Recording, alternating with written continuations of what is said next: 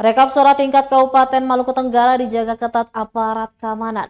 Sejumlah jalan diblokade.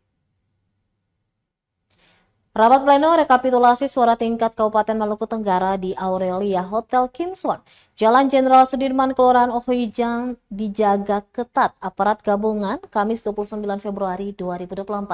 Ruas jalan utama juga ikut diblokade untuk sementara waktu. Pantauan tribunambon.com pukul 13 waktu Indonesia Timur nampak sejumlah aparat gabungan dari Satuan Brimob memblokade ruas jalan utama tempat berlangsungnya rapat pleno. Blokade dimulai dari Bank BRI Ohoijang hingga depan Hotel Aurelia Kimson. Kawat berduri bareli juga ditempatkan di ruas jalan perempatan lampu merah Ohoijang. Sementara aparat dengan senjata lengkap nampak mengamankan sejumlah titik yang menjadi pusat kericuhan massa beberapa waktu lalu.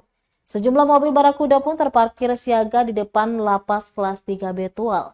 Wakal Polres Maura Kompol Izak Risambesi mengatakan Polres Maura bersinergi untuk mengamankan tahapan pleno rekapitulasi suara tingkat kabupaten.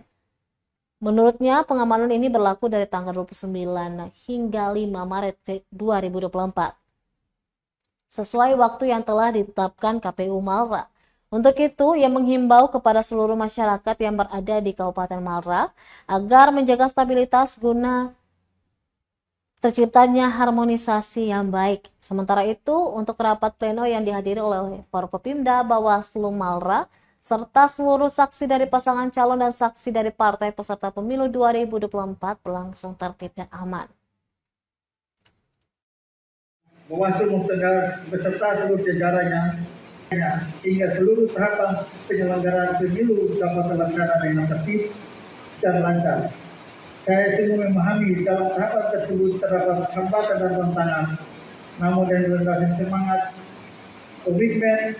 Download Tribun X sekarang, menghadirkan lokal menjadi Indonesia.